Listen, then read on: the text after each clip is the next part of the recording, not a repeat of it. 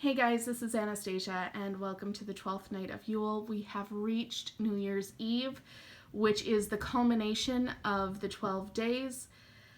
This is the night of oath making. When it comes to oaths, in Northern tradition, it is one of the most sacred things you can do. For me, how I approach it, I do tend to alter it a bit. I make sure that I am alone when I am making my oaths. The reason for this is in many Nordic traditions, if you are even in the same grouping or around someone who's making an oath, you can be seen as being honor bound to help that person in making that oath be true and come to fruition. It's something that is done on certain bloats. It is done on Sumbul and other gatherings.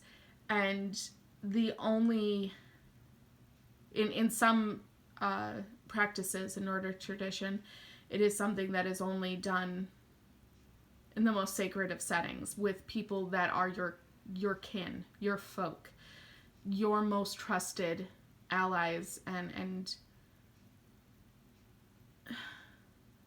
trusted and just they are your family. There's no other way to say it. Even if you are not bound by blood, you are family to the nth degree.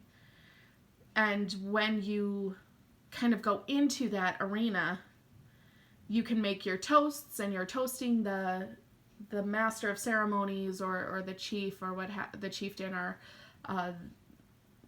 the master, so to speak, whatever terminology you may use, the master of the house, so to speak.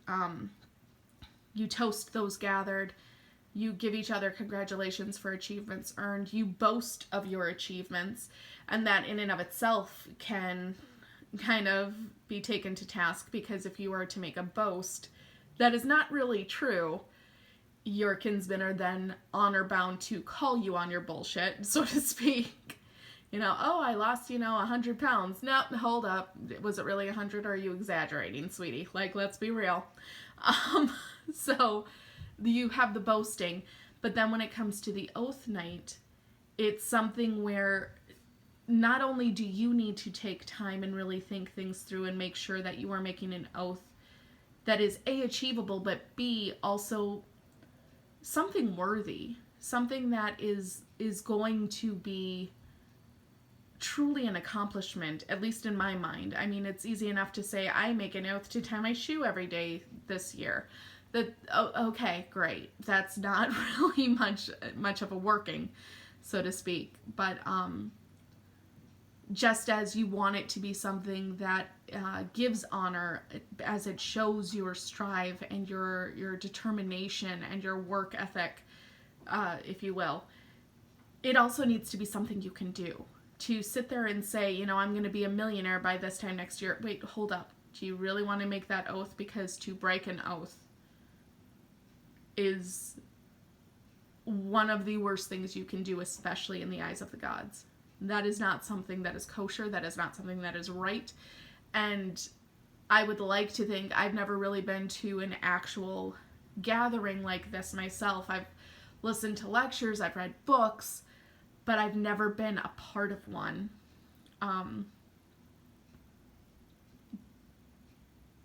But I would hope people at that point, if someone were to make a claim like that or an oath like that, they would say, hold up, before we drink to that, before that's a thing, you understand what you're saying. And I think, and for that reason, I keep my oaths to myself. I don't really tell people my oaths. I don't make a big to-do about them. It's something, I have a private ceremony, usually in the bathroom. I take a ritual bath and then do my little oath ceremony. And by keeping it private, it keeps it a bit more special, a bit more one-on-one in a way, just between me and the energies that I work with. But also it makes sure that no one else is on the line for me. I think, for my practice at least, I want to be the person that is in charge of what I do and how I do it. And I don't want someone else to have to go to the mat for me in a way. So when it comes to my oaths, I keep them to myself. I keep them private. I also have taken on kind of this eclectic way of doing them, because I do work with a blended path. I do work with, hell of the Norse tradition, but many in heathenism, and I've said this in other videos, I know, in regards to hell, in heathenism, a lot of people do not honor or even acknowledge hell as an energy or as even a goddess. They will call her the queen of the underworld, but they will not call her a goddess. Some will not even acknowledge her father Loki at their gatherings. And I've heard reasons, and I can understand their reasoning for it. It's just not my path.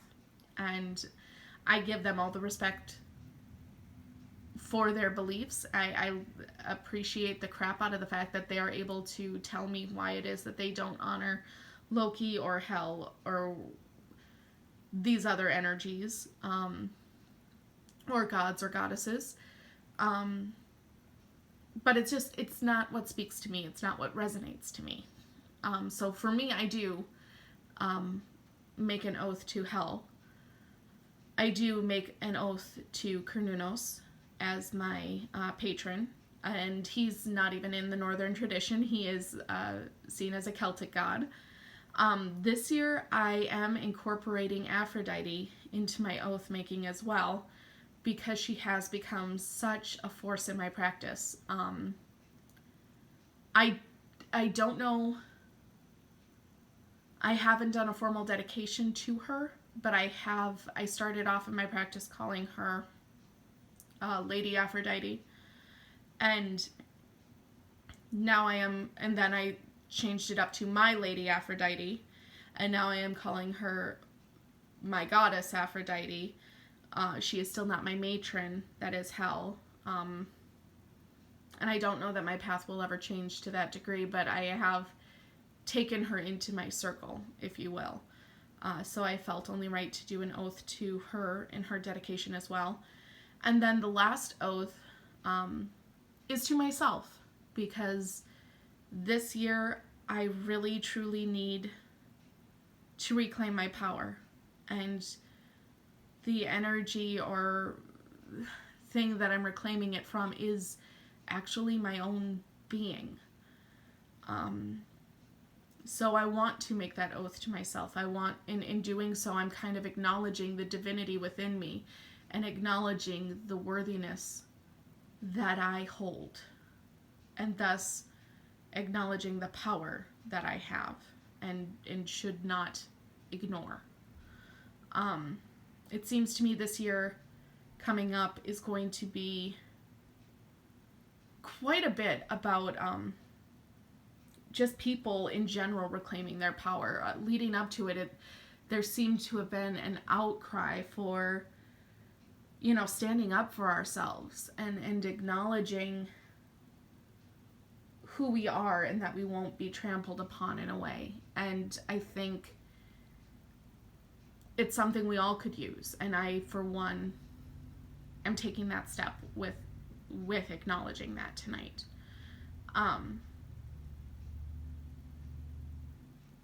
So yes, so in my personal practice, I keep oaths to myself and have a very personal and private ceremony for them. I make an oath for every, at least this year, every divine energy that I work with currently, as well as my own self. And basically what I do, I can't remember if I said this or not already, but I do take a sacred bath, a bath ritual, to kind of let go of all of the things from last year, or at least try to. I suck at letting go, so we're going to see how that works. And then when I come out, that is when I make my oaths.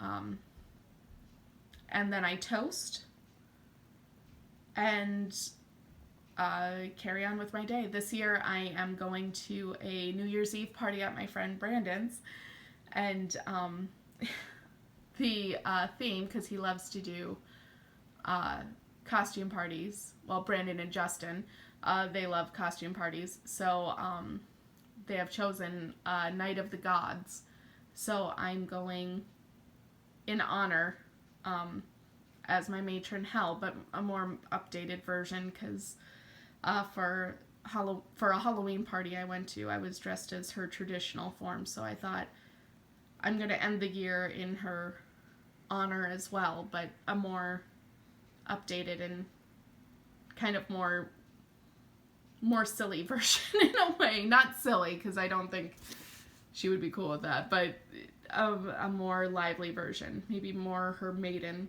aspect. But anyway, so yes. And that's really what tonight is about. It is a very solemn night of acknowledging that the old year is past, it is done, and we are embracing the new year. But with that embracing of the new year and the celebrating of that rebirth, because it should be a celebration. There's absolutely no reason to. I feel like Samhain's kind of this.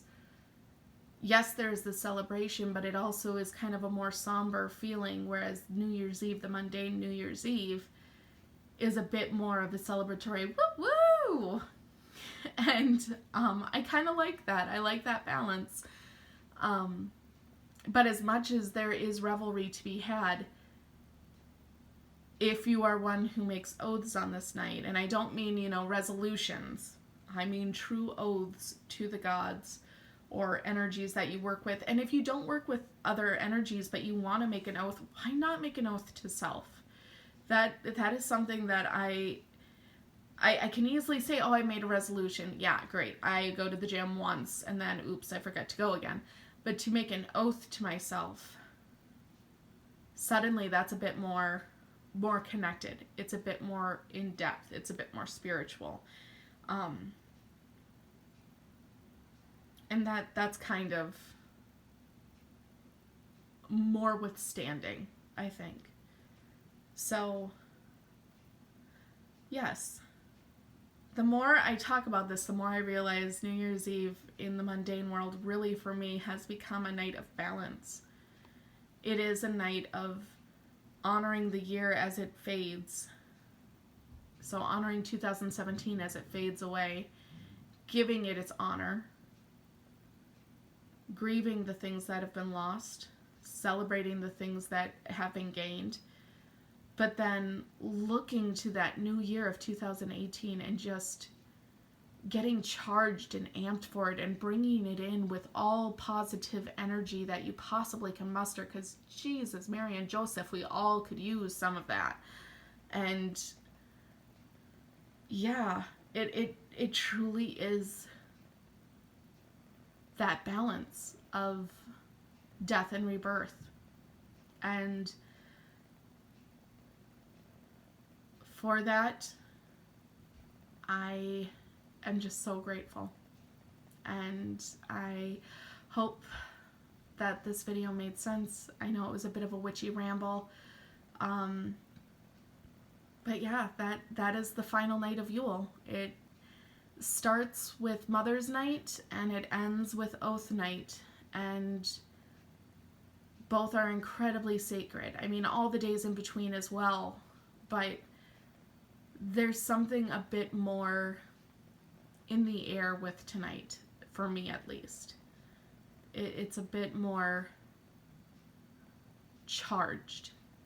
And it is probably the promise of the new year and the releasing of the old. And yeah, I think I'm just going to leave it there. Have a great night. Happy New Year. Blessed be.